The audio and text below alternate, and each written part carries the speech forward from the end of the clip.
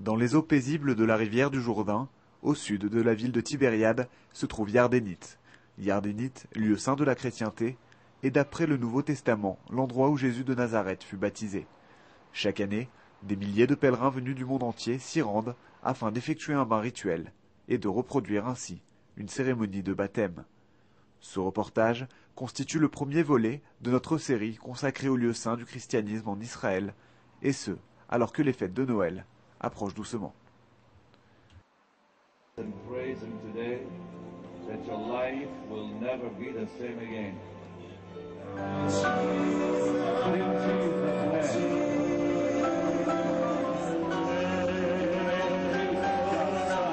Selon l'Évangile, vers l'âge de 30 ans, Jésus, dit alors Jésus de Nazareth, aurait rejoint Jean le Baptiste, un prédicateur populaire des milieux baptistes qui prêchait en se déplaçant dans le désert de Judée et sur les bords du Jourdain.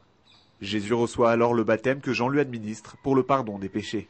Dans la tradition chrétienne, le baptême symbolise l'expiation du péché originel. Les historiens racontent que c'est à ce moment précis que Jésus a entamé ses activités publiques qui lui causeront quelques années plus tard d'être condamné à mort. This side is the baptismal site of Israel state.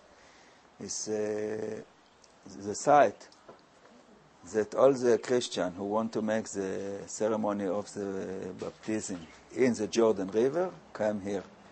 It's the only site that you can find a good water. The quality of the water is the same as in the Kinneret Lake, the Sea of Galilee Lake, and the Ministry of the Health checks the water each week to ensure that it's good water for baptism.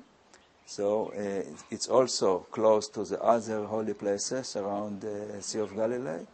So most of the Christians who come to the north of Israel visit here also. Le ministère israélien du tourisme espère que l'année 2008 se conclura avec des chiffres proches de ceux enregistrés en 2000 lors de la visite de l'ancien pape Jean-Paul II, peu de temps avant que n'éclate la seconde intifada.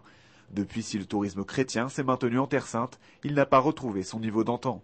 À n'en pas douter, la venue annoncée du souverain pontife Benoît XVI en 2009 devrait le relancer définitivement.